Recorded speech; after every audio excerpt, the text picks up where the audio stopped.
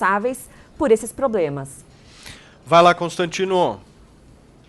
Bom, Paulo, eu acho que essa pesquisa aí tem que acender uma luz amarela de alerta para o presidente, né? E ele ver onde é que pode melhorar, para não continuar perdendo apoio e vendo o aumento de rejeição. Eu tenho um palpite, né? Eu tenho um palpite, inclusive, quando eu entrevistei o presidente pelo Pingos nos Is essa semana agora passada, eu perguntei exatamente sobre a questão da comunicação. Por que eu digo isso? Porque existe uma guerra de narrativas bem maniqueísta, bem falseada, né, pelos principalmente opositores do governo, e eu acho até interessante a menção ao Cervantes, né, do Diogo, mas o Dom Quixote e o Sancho de la Panza perseguiam de fato moinhos de vento. Se o presidente ataca a mídia, aí é bem concreto, né? Eu acho que nenhuma pessoa que tenha o mínimo de isenção e honestidade pode negar que existe uma perseguição evidente hoje em dia de boa parte da mídia ao governo federal e, em especial, ao presidente Bolsonaro. É o grande partido de oposição, inclusive, do governo hoje é a mídia. Quando a gente olha os editoriais de Estadão, de Globo, de Folha de São Paulo, a gente jura que o Bolsonaro é a pior coisa que aconteceu no país nas últimas décadas, né? Esquecem do governo do PT logo ali, né? E ele é um Hitler incorporado ali, é uma coisa realmente até lamentável de ver, né? Porque é a morte do jornalismo sério no país. Agora, por que a guerra de comunicações é tão importante? Porque a esquerda, e alguns têm mais coragem de confessar aquilo que todo mundo percebe, outros são mais dissimulados, a esquerda olha para a pandemia, por isso são os pandeminions, né, os coronalovers, como uma grande oportunidade.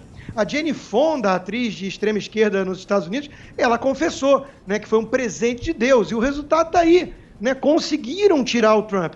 Uma eleição que alguns podem dizer que é suspeito ou não, né, mas para começo de conversa, graças à pandemia, que desgastaram muito o Trump, e a mídia bateu dia sim, dia também, da mesma forma que no Brasil, pintando ele como negacionista, insensível, essas baboseiras todas. Né?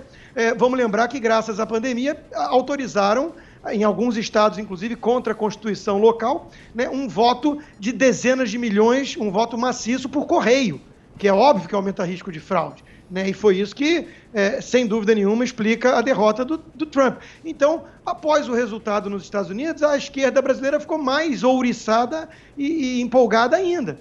Então, eles vão tentar explorar ao máximo essa pandemia. Né? Panelaço, Manaus é culpa do presidente. Eles não querem saber da realidade. Só que em política, muitas vezes, é a questão de percepção e não de realidade. Né? Então, a narrativa que esses opositores do governo adotam e que contam com o apoio de boa parte da mídia, isso é óbvio que desgasta o presidente, é óbvio que desgasta o governo.